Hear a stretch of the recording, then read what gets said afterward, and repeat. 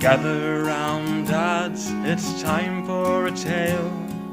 Hand me a book and a warm pint of ale. Let's discuss writing and the literary gods with Dan Roberts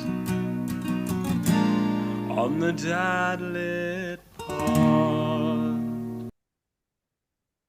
Welcome to the Dadlit Pod, the literary podcast for those who have an old man evil in all of us.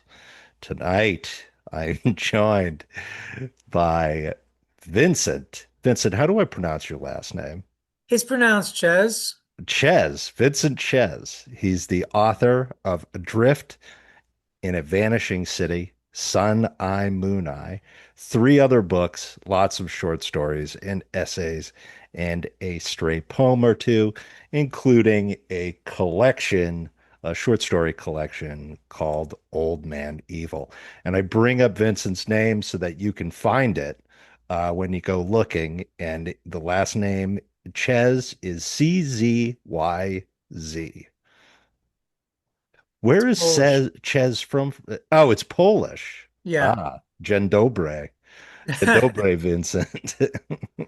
Dzień dobry. So, Vincent, you are an MFA graduate. Right. You've written a lot of books. You've been writing for a long time, since Yes. the early 90s, Right. and you write literary fiction. I did stray into genre fiction once, but yeah, the rest of it's literary fiction. Yeah, how'd the genre fiction foray go? It, all things considered, it went well. It was something not too distant from Foucault's Pendulum, Umberto Eco, Okay. but it had a lot to do with the origins of Christianity. Oh, so historical fiction. Uh, Not exactly, because historical fiction, it would be set in first century Palestine, Yeah. but it's set in 21st century Istanbul, really. Oh, okay. That's interesting. Well, a lot of people don't realize a lot of these biblical sites Yeah. are in Turkey now. Hmm. Like the Nicene Creed, Hmm. Nicaea is now in Turkey, and it's called Iznik. Hmm. Paul of Tarsus, the Apostle Paul, Yep. Tarsus is in Turkey now. Interesting. Yeah, So, so it actually was so more the natural. to write it and set it in Turkey. I happen to be living there.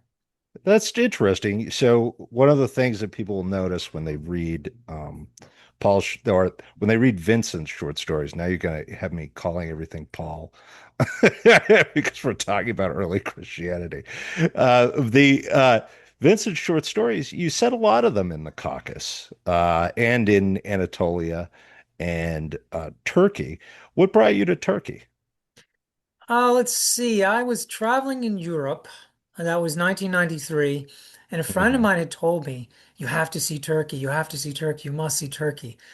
And at some point on the trip, Germany, Poland, Hungary, Czech Republic, etc., I thought, I can't look at one more old town square. I can't look at one more cathedral. I have to see something different. I just Yeah. I need a change of scenery. So I got on the train.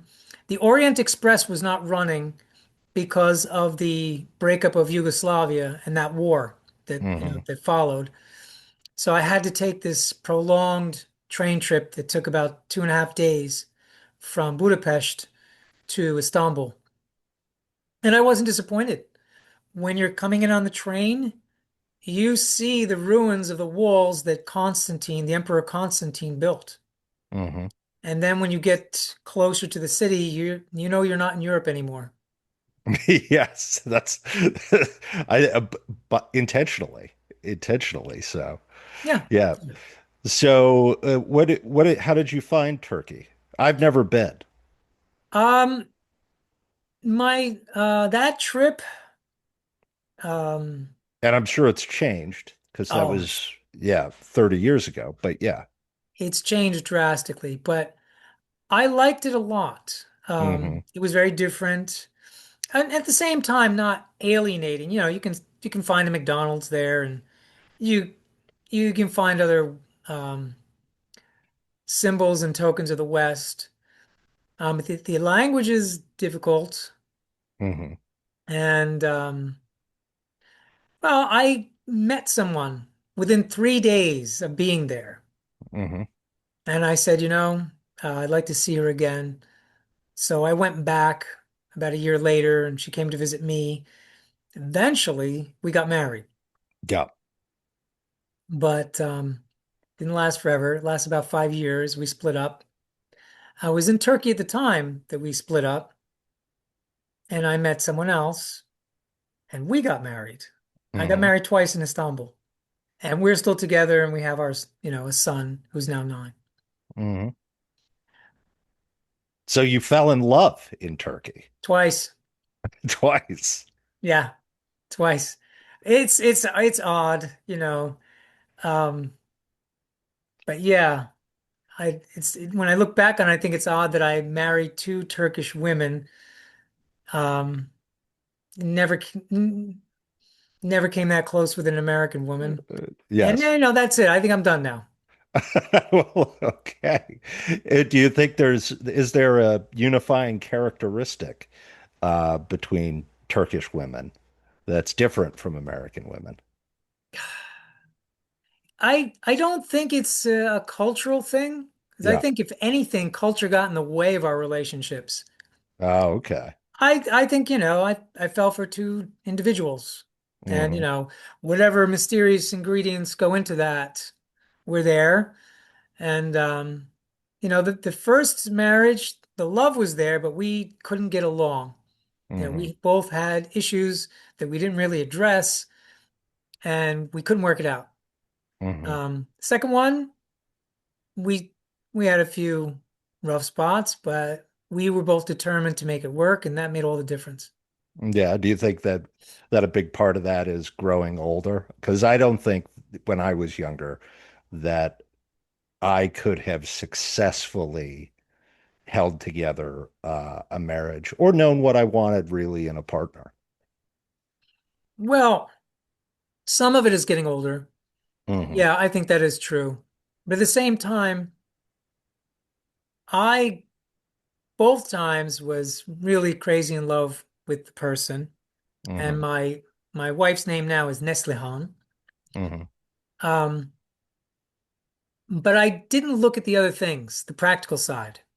Hmm. It's like, oh no, I love her enough, let's get married. That was sort of my mistake in both cases, because Neslihan and I have our differences, as I said, and that's taken a lot of work to um, smooth out. Hmm. But yes, being older, it's easier for me to say, all right, I have to give in here. I have to compromise here, you know, and I have to be the one who steps back. And yeah, I think being older made a big difference. Hmm.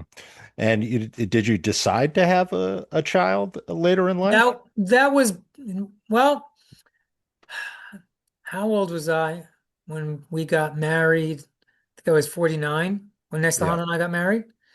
And she said before we got married, we're having kids. That Hmm. was a that was a precondition. Yeah. Well, that'll do And it. I had wanted children, but I Yep. thought honestly that I missed the train. Yep. And I can say 100%, no doubt, I am so glad I didn't. Oh, well, congratulations. I was always haunted by something I'd read in James Joyce's biography. Yep. He said, a man who's not a father is not a complete person. Yep. And I was not a father for most of my life. Hmm. And at the point where I thought this is not going to happen, I'm not going to have children, that was in the back of my mind. And I kept thinking, what am I missing? Am I a complete person? Hmm. And now I know what he means.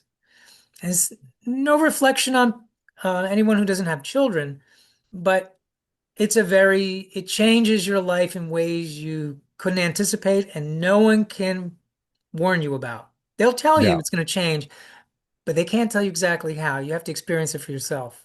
as you know. Yeah. Who is she? She is 5 years old, is 5 years old, and she is discovering her mobility at the moment. So this sort of idea that because she was a COVID kid, right? So being a COVID kid, she has this kind of like hesitancy to do things. There's like a peril associated with normal things. And my wife and I were both rural kids. So Right. like when I was 8, I was walking a half mile into the woods to the river. That was me. And so and so to that extent, like the idea that she's um gets nervous going into the woods, which consists of like a 2-acre park behind our house, is interesting to me because I would have been spending all my time in the woods. It's quite dull in the house. It always was dull in the house. So I think a big part of that. I don't know how you and your wife manage it, but our daughter's sort of stuff takes over the house Yeah. because everything's inexpensive and it floods in. And beyond that, we as a society, I think, are having so many fewer children and people are having them so much later in life that the stuff comes from everywhere. And it'll never get played with, and it's almost overwhelming because of Yeah. the just sort of like the two adults to one child ratio, uh, which is something that I think a lot of parents are facing, to be honest. This sort of crush of stuff, uh, which is its own source of like annoyance. It's not, it's also, I think the big problem is the economy has changed so much. You have to have most people, most families, you need two parents working. Yeah, yeah, And this is a really, I think, detrimental thing for yes. I families. I agree. Yeah. My mom was home and, my dad owned a house when he was 23, 24, and Hmm. he never graduated from high school. Hmm. Imagine that now. And Yeah. he didn't do anything amazing. He sold magazines door to door. Yeah. And eventually he got to be in the office and oversee other salesmen, but he wasn't a VP or anything. He wasn't even upper management. He was lower Yeah. management. And he had a three-family house when he was 24 years old. Hmm. I can't even imagine that now. And my mom didn't work. Sometimes Yes. she worked part-time, but Yes.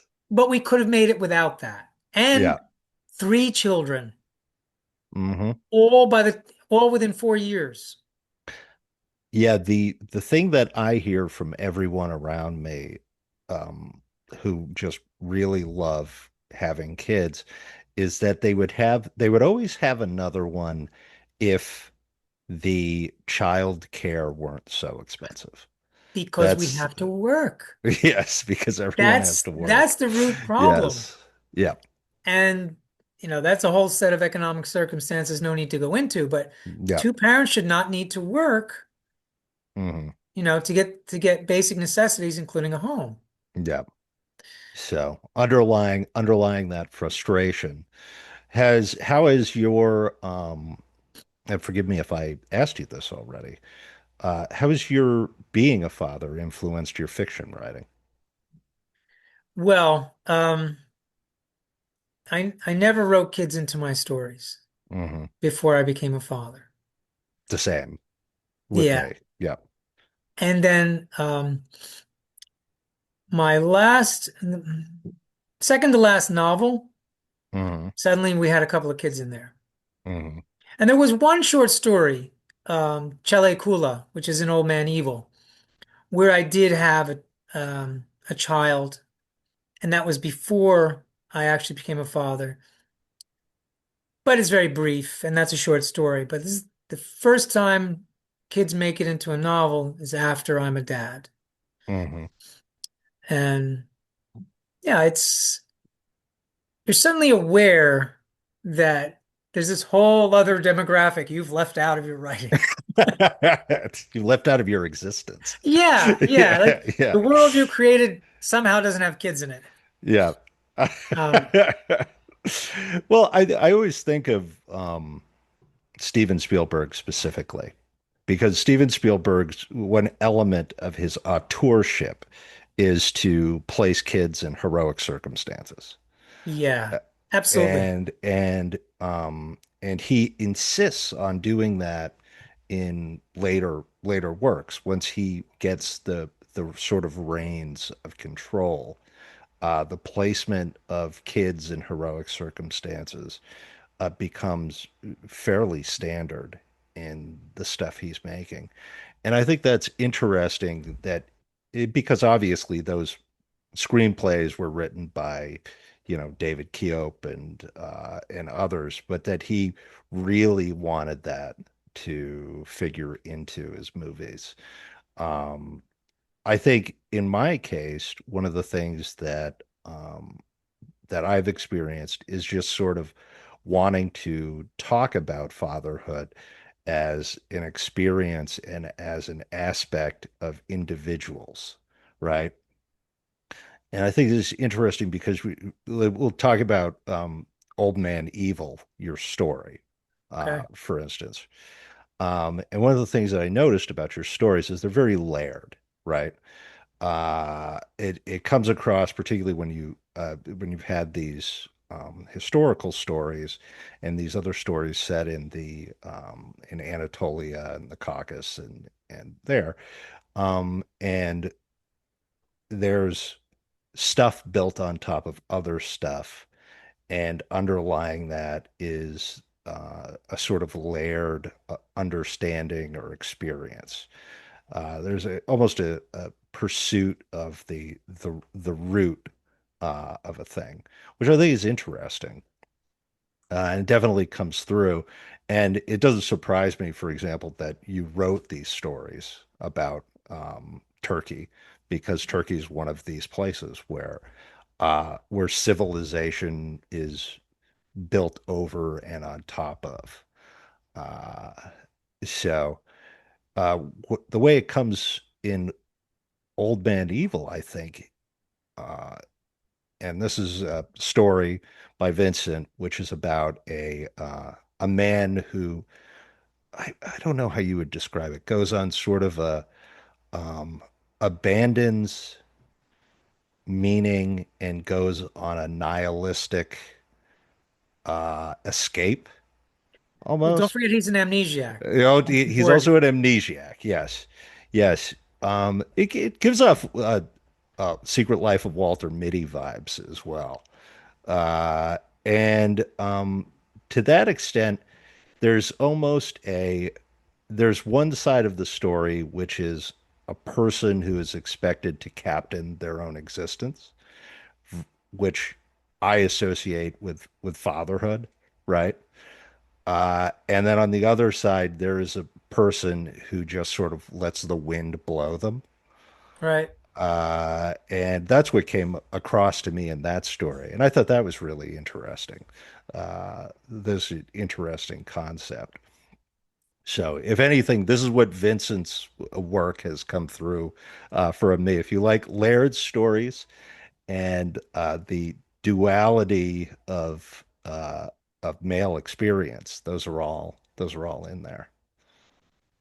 Well, I'm glad that you pointed that out because almost all the stories are layered. Yes. And I sometimes, some critics will take me to task for that and say, oh, it's a short story. It should be simpler. And I don't see that as true in any way. Hmm. Different short stories do different things. Different authors are interested in showing different things with their work. Yeah. I don't, if I've done it in 7,000 or 5,000 words, Why should you be upset I put several layers in there? I Yeah. think it's the opposite. You should be happy that I compressed it all into that short space. Hmm. I mean, to take an example, Pub Blues, the first story. I did have one critic say, didn't need all that stuff about Turkey and the population exchange. The Greeks were run out of Turkey Yeah. um, during what the Turks call their War of Independence. You didn't need all that. But without that, you're missing a lot. Hmm. It's, it's called pub blues, right? Hmm. What are the blues? What are they? They're an expression that's somebody getting their sadness out through music. And what does Vasily say Rebettica music is? He says, oh, you can think of it as Greek blues. When was most of it composed? When after the Greeks got run out of Turkey. Hmm. That's their lament. And what draws him and the main character, the female lead, what draws them together? They both have this melancholy. She's lonely in a sad marriage, but also she's got what the Latinos call duende. He has it, and that Hmm. comes out in the blues too. And she's even there's a mention of the fact that she's Native American. About as much as Elvis Presley. You can just see a Hmm. few vestiges of the physical traits of a Native American in his face, in his cheekbones, etc., and in hers. They also had they were also run out of their lands and um, sent on forced marches to places like Oklahoma. They went from Hmm. beautiful, lush Florida to dry, um, harsh Oklahoma. So all these things dovetail, but you don't really see it unless you pay attention. You know, Yeah. Well, what I was saying, layers. you're Yes. there. Yeah, Yeah. it Yeah. Yeah. was gratifying to hear you say that because Yes. one guy's taking me to task for it without connecting the dots, so to speak. Yes. And then Well, this gets back to what do you think makes a short story? Because I have the hardest time with short stories. I really struggle with them. in terms Um, of writing them or reading them, let's go with both. Let's go with both. I There are some short stories. It Short stories present themselves to me as a puzzle, right? Um, whereas I find novels to be more immersive, I see that, sure. which is obviously different from what I say I liked about your short stories, which is that they're layered. But I'm also a professional historian, so I notice those things, right?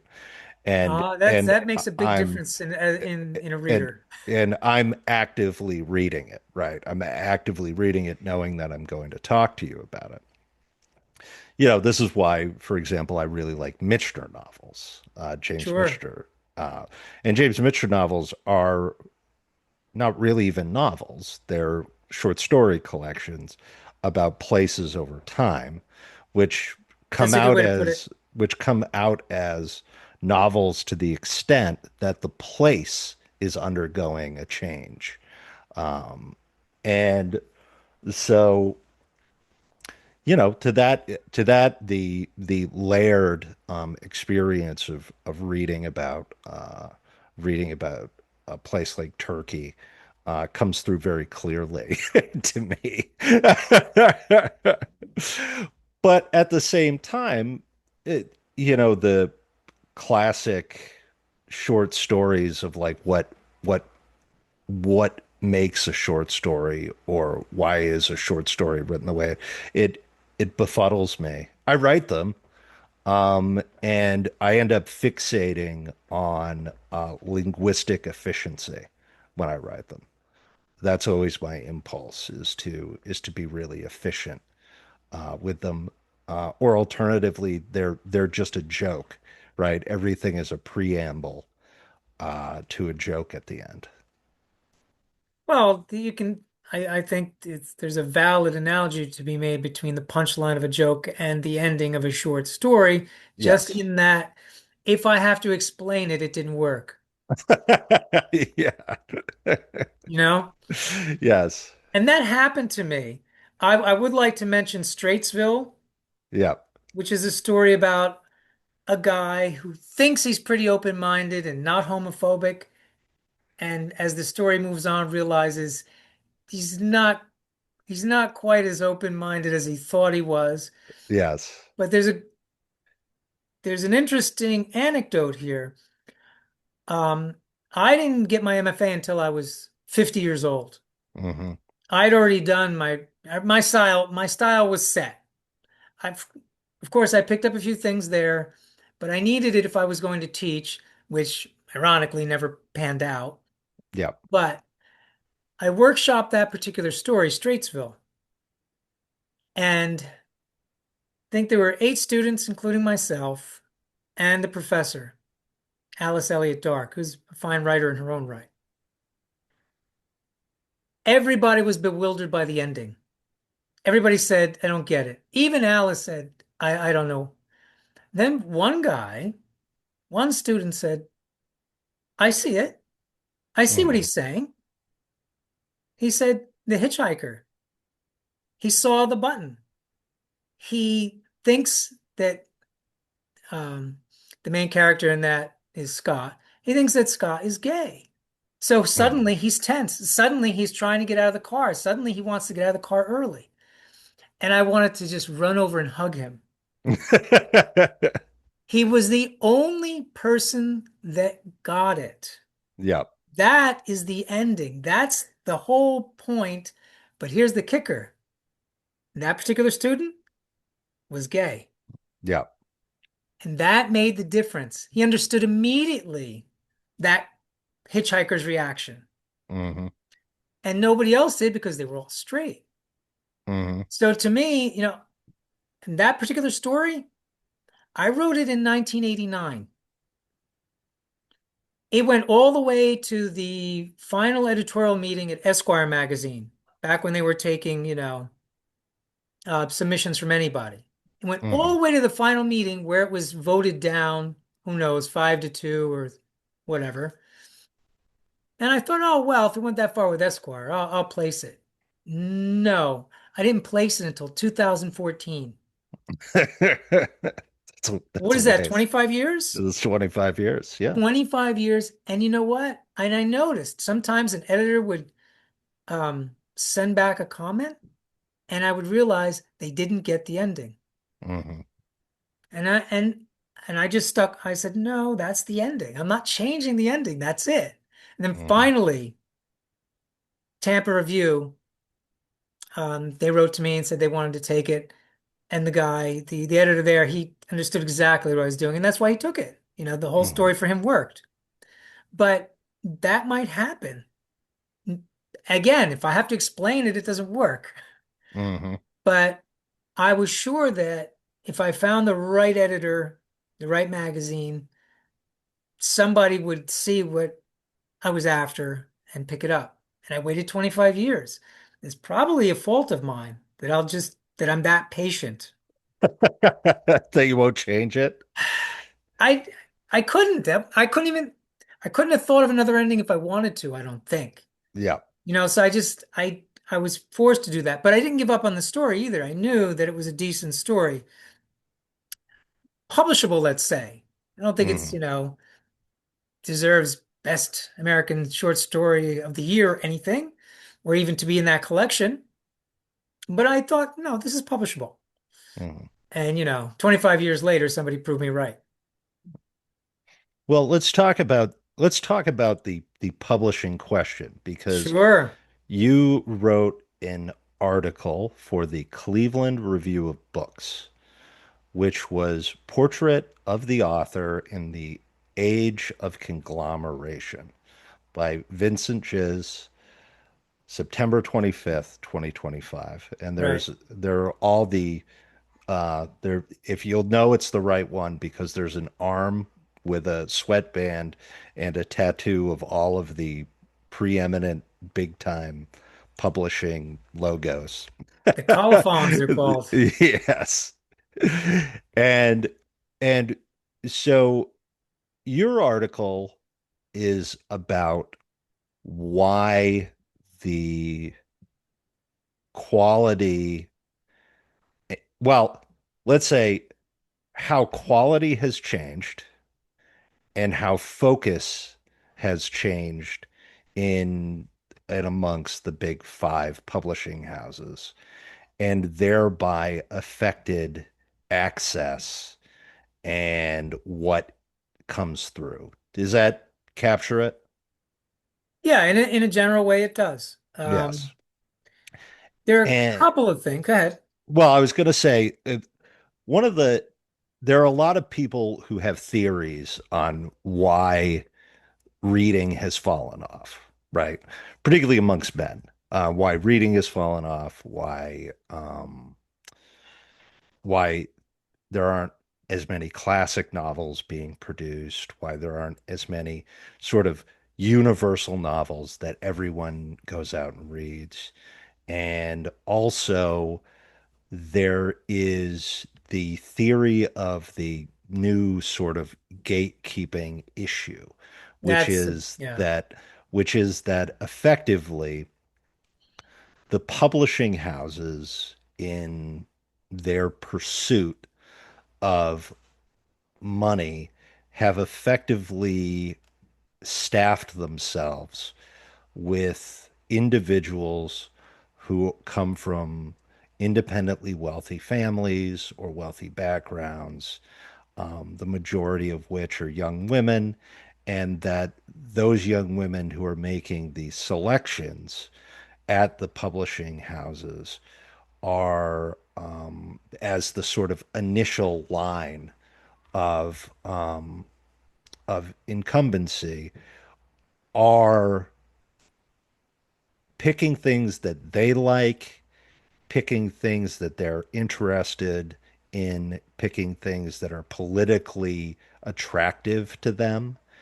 And and I have a theory, which is that the state of major publishing, which mostly makes its money off of hardcore books, is highly contingent on what librarians and schools will buy, Mm, similar to the textbook thing, which everyone used to talk about, which is that if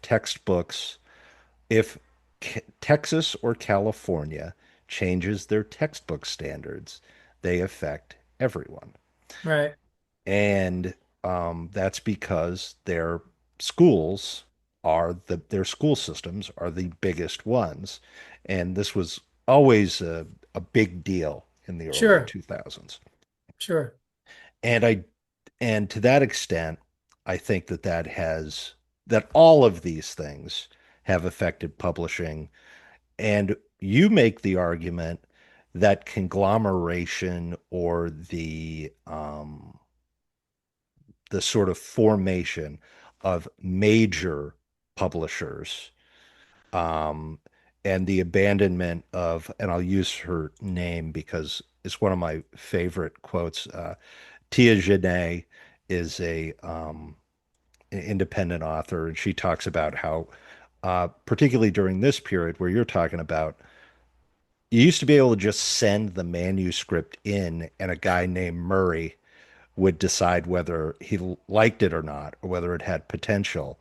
And then Yeah. you had Murray, who was the gatekeeper, and Murray was very interested in talent, right? Murray, that was Murray's fixation. And now Murray's gone, and Yep. now we have the bizarre situation where, for example, this young lady published a an independent book where she becomes some dude's dog, and this is the recent AI scandal, and it was AI edited by a friend. She didn't know it was AI edited, but she sold a bunch of copies because of the because of the nature of viral marketing. Then somebody took on her book. A bunch of people looked at it and said, "This is not good." Why would a major press publish this? Also, there are all sorts of hallmarks of, of AI, large language model writing. Anyway, now that's a mess. Tell me about your idea of how conglomeration has influenced the nature of publishing. And again, everyone can read your article, but pitch me the idea that it was all these big publishing houses becoming mega merged uh, Yeah, the sites. the houses used to be family owned. Yeah. It used to be essentially a cottage industry. Hmm. Jason Epstein talks about this, one of the most famous editors in America.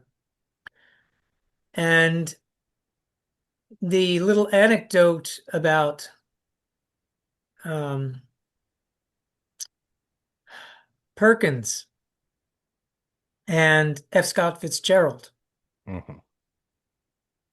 it was Which is about talent. basically, yeah, which is basically the article starts out with a story told by an editor who, when a book got presented, he saw talent in the book, and it turned out, but wasn't sure that it would make money. Then decided to still publish it by a guy named F. Scott Fitzgerald. Yeah. Yeah, Scribner's turned that manuscript down 3 times. Yes. Now, today, you'll only get one shot, Yes, this is true. and it'll be through your agent. It will not just, you can't send it to Max Perkins, Yes. probably the single most famous editor, you know, in our history. And Max said, look, this book has flaws, but this author has real talent, and that's what we should be investing in, talent. Hmm. And so they did it. They said, all right, fine, Max, have your way. And that book wasn't great, but as we know, Fitzgerald did turn out great novels, turned out any number of short stories. He more than returned Scribner's investment. Yeah. And I just explained that, that's never going to happen again. And No. that's not what we're interested in anymore, or what editors are interested in anymore. They'll tell you, now you have loads of talent, but we don't think we can market this. If there's no marketing plan, your book's not getting published. It's as simple as that. Yeah. And Michael Korda talked about that too. Michael Korda was at the top of Simon and Schuster for a while, and he was there for decades. He said they used to accept a book and then give it to what he called the business people and say, essentially, find a way to sell it. My Hmm. job was finding the book. Your job is selling it. To me, that's how it should be. Hmm. Um, but it's completely inverted now, thanks to conglomeration. Because once these small houses were bought up and squeezed into a larger one, um, a different business model came with it, which is there was always a low profit margin for publishing. And when the conglomerates came in, these are corporations like RCA that had nothing to do with publishing, but they wanted to own publishers. Hmm. They said, well, no, you're going to have profit margins, like other industries. The problem with that is publishing isn't like other industries. So what they wound up doing is instead of investing in talent, instead of investing in good literary novels, most of the money goes towards celebrity bios, or it goes to something else that they think is going to be some kind of a mega bestseller. Hmm. But the irony here is when it comes time to give out prizes for great literature or the best literature of the year, the best novel of the year, what have you, who do they look to? Do they look to the small independent presses? No. They look to the conglomerates who are putting all their money into celebrity bios Hmm. or Dan Brown or I don't know, whoever else is doing popular bad commercial. I mean, Dan Brown is awful as a writer. He's just his sentences are just you can't read them really and take them seriously. I've You never read can't. a Dan Brown. This might lose my dad lit bona fides, but I've never But sat down to you read see him. that the irony here of looking to the conglomerates who publish the greatest junk on earth Yep. to be the gatekeepers of the best literature. That makes no sense because what's happened is because they're no longer investing in talent, a lot of the best writers have been shunted off to the sidelines, to the independent presses, to the university presses. You see a Hmm. lot of really good books coming out of small presses. I mean, Yes. McPherson and Company is a great example. He published Jamie Gordon's Lord of Misrule, and it was a long, long shot. It won the National Book Award. But more recently, he has this book, Title Lock. It's beautifully written. It's gorgeously thought out. Who's ever heard of it? Not Who's ever me. heard of it? Right, right. And it's demoralizing, it's discouraging, it's disturbing. But this is where we are now. You That's a wonderful book that I just mentioned, Title Lock. It should have been up for some kind of prize the year it came out, Mhm, which I think was 2024, may have been 2025. mhm, No, it's 2025. It didn't generate the buzz it should have. Whereas you'll have, you know, a a big five book. I'm just referring to the big five conglomerates because there are only five publishing houses in New York now. yeah. There used to be dozens. Now there are five. And one of their books, getting lots of publicity and buzzing all over the buzz lists, and you pick it up and it's just not good. Mhm, It's just not good. And these are the people we're saying are the gatekeepers. So here you have the indies and the where the a lot of the better authors have been pushed off to not being taken seriously by the people who fund the prizes. But secondarily, right after the agents and the publishers, the gatekeepers are the media, the critics, the book reviewers, and they're not interested in the small presses by and large. mhm, Sometimes they'll do it as sort of a courtesy and a little, they're interested in the big presses. And a lot of that is a function of, again, money. mhm. Who's advertising in the New York Times Book Review? Not McPherson and Company, Simon and Schuster, Random House, Viking Penguin. So you're going to review their books. You're not going to review the little guy's books. And it's a Mhm. whole self-perpetuating cycle. Well, I mean, ultimately, uh, uh, the New York Times Book Review, which I used to read when I was a kid because I was a weirdo, mostly because I love to track nonfiction books. And I always loved all the sort of weird nonfiction book ideas that people Yeah. would come up with, and I'd love to read about them. But as even James Patterson pointed out, the New York Times bestseller list doesn't track bestsellers, uh, doesn't actually tell you if a book is a bestseller. It's innately skewed and fundamentally tampered with. And I think it's interesting that we've come to rely on them to tell us what is good when they struggle to even be accurate about mere factual things. Well, Uh, I cut loose the New York Times Book Review probably in my 30s. I used to read it yeah, every week and I enjoyed it and I got some good books out of it. I picked yes. up some books that panned out the way the critics said they would.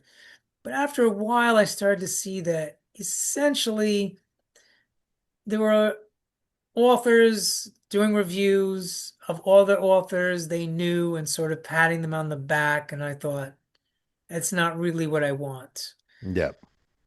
I would like to see honest, straightforward criticism, honest, straightforward review of the book, you know. And big names didn't get trashed Yep. by and large, even when they deserved it. Well, this is the genre issue that we've been dealing with most recently with that I pointed out with Andy Weir uh shitting on Alex Kurtzman over the Star Trek thing. And Don Winslow of all people decided that he had a problem with that and said, look, this is what you should apologize and this isn't how things are done and all this other stuff. And on the other side, I thought, yeah, but who's gonna do it? You know what I mean? Like there's the complaint in our media that that the sort of people who are on book talk or are on YouTube are sort of like ankle biters. They're like ankle biters and they're not legitimate and all of these things. But none of the major reviewers have any legitimacy at this point either. I, Uh, I, I'm, I'm reluctant to go that far. I would say, I mean, I feel that who would some you of these, say who would you say has like a sort of legitimate um some legitimate takes on books that you go to when you're looking for something? I'll be honest, I don't even follow the reviewers anymore. I give you an example. James Mm, Wood, the New Yorker reviewer, hmm he praised Ben Lerner's Leaving the Atocha Station to the High Heavens. It's a terrible book. hmm It's terrible in any number of demonstrable ways. hmm And it's leading literature in a terrible direction. hmm And that's not a Big Five book. It came out from Coffee House. But I actually wrote an essay showing how this was his debut novel. So I compared it to two other debut novels, The Recognitions by William Gaddis and John Berger's A Painter of Our Time. And the way it's interesting that both of those books were panned when they came out, hmm and now they're classics, essentially. Lerner's book, I couldn't find a single professional negative review. You find negative reviews on Amazon. They have more hmm sense, I think, but not one professional review was negative. And and I said it in my essay, it seems to me that the literary establishment has lost its compass. hmm This is what we're praising. It's so obviously contrived. And there's something I'll always rail against is contrivance. It's it's it's an MFA book. It's by an hmm MFA grad. It's for MFA grads to read. It's not a novel with heart and soul and guts and hmm blood and sweat and tears. It's not. Whereas you pick up a book like Dennis Johnson's Angels, which I believe was also a debut novel, it blows it away completely. It's so real and visceral, and I don't want to use words that come out of, you know, movie reviews and whatnot, but they're popping in my head. You know, hmm the writing is genuine without ever falling into pretentiousness. And all Lerner could do was be over the top pretentious to sort of avoid being sincere, hmm which is something that David Foster Wallace called out in 1993. This refusal to take a stance, this refusal to write honestly slash earnestly. hmm Like The Old Man and the Sea, nobody's going to write that today. It's not hip. It's not cynical. It's not ironic. Not at all. There's none hmm of that in that particular novel, which is a great novel. There's none of it in Berger's novel, um, A Painter of Our Time. There's not one joke in there. There's nothing to laugh at. And we're so consumed now with entertainment value in literature. And this is why, um, a lot of young writers want to imitate someone like Jonathan Franzen. I don't dislike Franzen the way a lot of small press authors do. I think he's doing characters better than anybody. Hmm. His characters are 3D. They strike me as real people. I can feel them in the room, and that's something I think also that's really missing from a lot of contemporary literature, especially the avant-garde. The avant-garde gets very, very, very excited about their innovative form, and then their character is a nameless cipher. Well, maybe that works for some people. Different readers read for different things. I accept that, but it does not work for me. I Hmm. read to connect with a character, several characters, and their interactions. I'm not here to see a test tube experiment disguised as a short story or a Hmm. novel. That's not why I read. Doesn't mean I don't like innovative literature. Like if it works, it works. But most of the time, that's what's being left out is character. There's no depth there. So, I don't know the starting point for that, but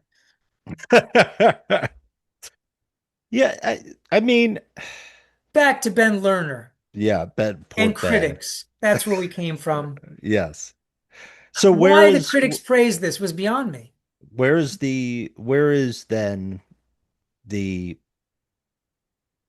what's the solution, right? Yeah, well, there you put your finger on a real problem, a Yes. real and um, vast, not even huge, it's vast problem. Because Yes. we haven't mentioned all the causes. The other huge issue are the creative writing programs. Really? So you're going to When you go as far back as that? I've never been in a creative writing program, so I can't say. well, it's interesting that a lot of writers that I didn't know were in creative writing, a lot of writers that I didn't assume went through them did, Hmm. and I thought when I was a young writer, I felt like that was cheating. It was a Hmm. dumb idea.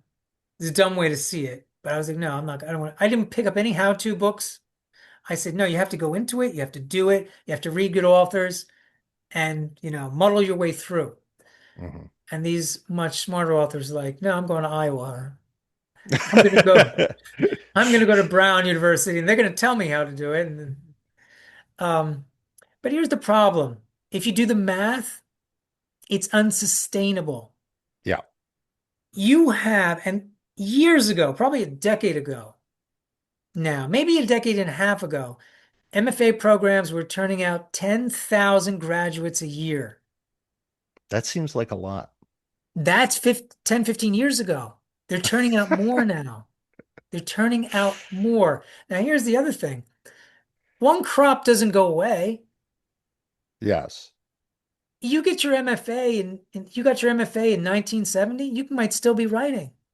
Hmm. So 10,000 a year in 10 years, that's 100,000 writers. Think about that. How many books come out a year? A That's lot. 100,000 writers trying to get into the magazines, trying to get a book published. And that's just 10 years. How long have the programs been around now? 40? Yep. So how many do we have now? Over a million? Right. So this is a huge problem. And the bigger problem is, well, I don't know if it's bigger, but they don't read. The newer MFA grads don't Hmm. read. This is something that a lot of my friends and I are talking about, fellow authors. You have to exhort them to read. They think they can write a short story without reading short stories. Hmm. I'll give you a true anecdote. When I was at the College of New Jersey teaching a poetry class, I said, how many students write poetry? 6 hands went up. I said, how many students read poetry? 3 hands went down. Should have been the opposite. 12 hands should have gone up. Hmm. There should have been 12 kids and 6 writing, and 6, well, I just read it. 3 hands went down. I'll never forget that. And I said to them, how can you write poetry without reading? Well, I just write what I feel. There you go. Yeah, that's a real hit and miss strategy. Mostly miss, I'm thinking. But this is what's going on. Junot Diaz would sort of chide young authors who happen to be at his reading, saying, what do you mean you're not reading? For every short story you write, you need to read 100, 200 other short stories. Mm. And he tells them this, I'm told, every reading. He gets up there and says, you have to read. You have to read. And I know other creative writing teachers, and I haven't been in a classroom teaching creative writing since 2018. But other teachers professors that I know are saying they see the same thing. Even the assignments, they're not even reading the assignments. And I never assign my students who are undergrads anything longer than a short story. I was assigned novels to read Hmm. as an English major. This is due with the end of the week. You're asking them to read 2 short stories in a week and they can't or won't. This is the other side of that coin. At least if you cranked out 1 million MFA students, you would hope they would all be avid readers. They're not. One would hope. Yeah, at the very least. It'd be nice if they bought something. Exactly. And it's gotten to a point now. If I never read one single thing that wasn't written by someone I know or am acquainted with, I'd never run out of reading and I'd never Mhm. catch up. I have stacks and stacks of essays and short stories various acquaintances would like me to read and other people to read, and I can't get to them. I Mhm. have 3 books that came this week. 2 books of poetry, one of short stories. All of those writers I consider friends, not just acquaintances. All 3. I'm overwhelmed and I have a Mhm. full-time job. My wife has a full-time job and I have a 9-year-old running around the house. And of course, they all want reviews on Amazon. And they're right. It's true. I agree. If you don't have those Amazon reviews, and that's another issue, you don't really want to go to Amazon, but you're forced into it. Yeah. If you have no reviews on Amazon, people think your book was a dud. Mhm. So I'm like, you're right. Yeah, I have to read your book and I have to give it at least an Amazon review, a Goodreads review, if I can't review it professionally. Mhm. So this is, the other issue. We just have so many writers at this point. There's only so many outlets for them. And the audience for literary fiction is incredibly fractured now. Yeah. You have people self-publishing literary fiction, and 1 out of 100 is actually good, worth reading. But so many people now have decided, I'm an author, I'm a writer, that the audience, that you used to be able to get a decent slice, you can't anymore. They're just Mhm. splinters, you know?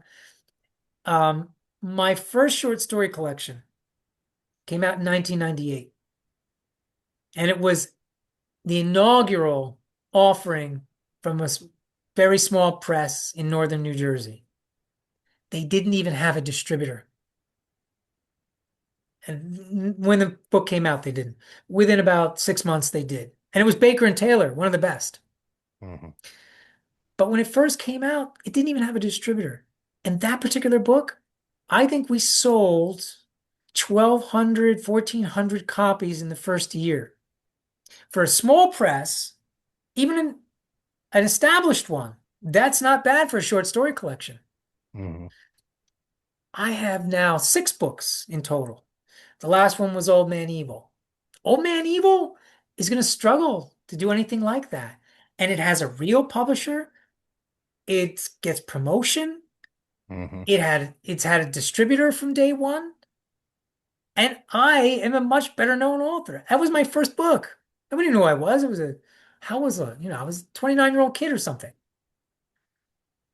That is how fractured the audience is. Most, Hmm. even MFA students, they're swamped with their fellow graduates' books or friends or fellow authors or their professors' books. It's a, it's not even fractured, it's splintered at this point. Hmm. It's very hard to break out of that very small bubble of people who know your work, follow your work, people who know you, to get beyond that. Even reviews don't do it anymore. Big five editors have been complaining. You know, they used to get a review on NPR and then there'd be a nice boost in sales. Doesn't happen anymore. You have to get on some, there has to be a bunch of reviews. There has to be some kind of buzz around the book. Other things, TikTok, social media has to, there has to be more than just good reviews. So yeah, it's nothing but depressing, the changes. Yeah, It's rough. it's not changing Yes. in one good way that I can think of. Yes. And you asked me and I didn't answer it, what's the solution? Because we hadn't fully yet defined the problem. But now that we have a fuller picture, what's the solution? That's a good question. That remains Hmm. a good question. Um, it might be, it might have to come from public education. They're not teaching reading in the same way. They're not having kids read anymore. And because I think that's because, and I'm in a public school system now at the high school level. And here's what's scary. Kids, high school students, don't even watch movies anymore. Hmm. They're too long.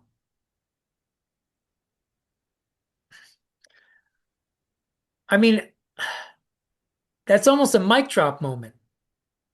When we were kids and there was a substitute teacher and the sub had a movie, it was, joy. Oh, we got a movie. We can't wait. We're going to sit here for 45 minutes and just watch a movie. This is going to be great. I showed a movie and it was a good movie. The Great Debaters with Denzel Washington. Hmm. And the same demographic. We're in the inner city, in Newark, New Jersey. And the kids wouldn't watch it. They wouldn't watch a movie. I walked around at one point, out of 13 students in this particular class, 9 were on their cell phones scrolling. One was asleep. I had 3 students watching the movie. And I think this is where I think this spills over into reading. They don't have the attention span. They've been spoiled in ways we weren't and probably can't imagine by social media. You've Hmm. got 5 seconds for their attention to hold it. And if you don't, next image, next Yeah. video, next. That's I that's another thing I did while the Great Debaters was on. And I noticed some students watching cell phones. They're not supposed to have them out, of course. I watched some of them. They never stayed on an image for more than 5 or 6 seconds or a video. Unless they got to like a basketball game. Then Hmm. they'd sit and watch, 5, 10 minutes. But even then, 5, 10 minutes, then flick again. It's like everybody has ADHD. Yeah. I actually do. I was diagnosed. But it's like we have an entire society of people afflicted with ADHD. They can't sit still, they can't concentrate, and they don't see any reason to. That's probably worse. But I think this Hmm. is, the solution. Get rid of social media, get rid of screens. I think part of the solution is to get, number one, the worst thing that ever happened to a school system is a cell phone. Hmm. It is the worst. If you get those out of the school system, maybe you can get readers again. but probably not because they have iPads. They have to go too. Like our school recently banned cell phones. Out came the iPads. Yeah. Out came the Chromebooks. You know, I'm a minority voice here, but I also think computers should be taken out of schools. Hmm. Get them out. You can have them at home. That's fine. Get them out of classrooms. Every kid now has a Chromebook, and I don't think it's healthy at all. Hmm. I don't think it's good for their. They can always find a way, no matter what locks you put on it, to reroute it and so they can watch something they're not supposed to watch. True. They just always do. So I think if we ever want to solve the reading, writing problem, it's going to have to start in public schools. Hmm. It's going to have to be um, doing, winning a few victories in the war against social media because it's just a matter of no attention span. Books, novels used to compete with movies. The Yeah. kids won't even watch those. How are they going to read a book? I can count on one hand of the 150 students I know in that school, five maybe actually read books and enjoy it. Hmm. Where's the future of literature? When you got five kids, or let's say you even have 20 kids out of a 200, 10%. It's getting to the point where you have more writers than readers. And that becomes a very incestuous little circle very rapid, you know. All And that's true. where the small presses are. You know, Small press authors read each other, promote each other, review each other. And that's not particularly healthy either. Yeah. I am sometimes constrained. I read a book from a small press like Dalkey Archive, and I think it's crap. I want to trash it in a review. And why don't I? Because one, I may submit to Dalkey Archive. Two, Yes. I don't know that author, but I know five of her friends, Yeah. and they're all writers, and they will not take kindly to it. And when my book comes out, they'll either ignore it or vindictively trash it. Yeah. We shouldn't have these restraints. I should be able to say what I want honestly. I give you a great example. Have you ever heard of Daniel Borzutsky? No. He won the National Book Award for poetry. So that's kind of a big deal. Before he won it, long before he won it, he was in my writers group in Istanbul. And I say mine because I was there long before he was, 2 or 3 years before he was. And he was there for a matter of months, I think. But we had this writers group in Istanbul and he joined.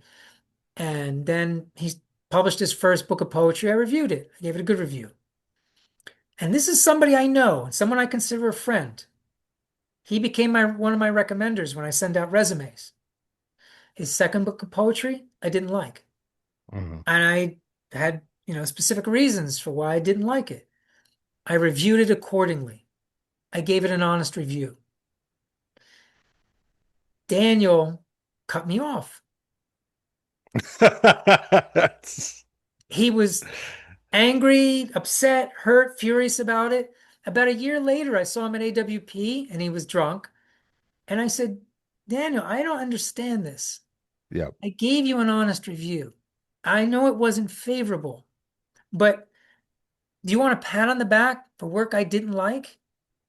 And look, if in the next collection you write, if any of my criticism was valid, your work's going to get better. I don't understand your reaction. He just didn't know what to do. He said, I want to talk to you. I have positive feelings about you, but at the same time, I can't. I'm still angry. He said, I don't know what to do here. I said, I think you should let it go, but he didn't. Hmm. We are no longer in contact. Just completely cut me off. And then some years later, I read he won the National Book Award for poetry. Well, that's great. It is. Maybe you And helped them. exactly, exactly. I mean, that's, one person's attitude is, well, see, you were wrong. He won the National Book Award. Well, he didn't win it for the book I reviewed. Yeah. He won it for a different book. I said, it's my um, attitude is just what you said. It's possible. He responded to my criticism, didn't make the same, what I consider mistakes, wrote a better book, became a Right. better poet. I don't know. Maybe Daniel can shed some light, but he won't talk to me. So I'll never find out. Well, let's end on that, which is an interesting thing to think about. And I'll just say, Vincent Czyz, you could get a number of his books, Adrift, Vanishing City, Sun Eye, Moon Eye, and of course, Old Man Evil, your most recent short story collection. Who's that from again? Running Wild Press in Los Angeles. Running Wild Press, and it is Vincent CZYZ. And as always, links to both his article in the Cleveland Review of Books that we discussed and to his website or Amazon page where you can buy his books will be in My the website is description. up now. Oh, good. Well, then I'll get Yeah, it's Vincent's finally up. website. Yeah. I'll get Vincent's website. Well, thank you, Vincent, for coming on and talking. Thanks for having me, Dan. And thanks everyone for listening. This has been another episode of the Dadlit Pod. Our time together has come to an end. It's time to return to your wife, kids, and friends. It's time to pick up those books you forgot while you wait for the next Dadlit Pod.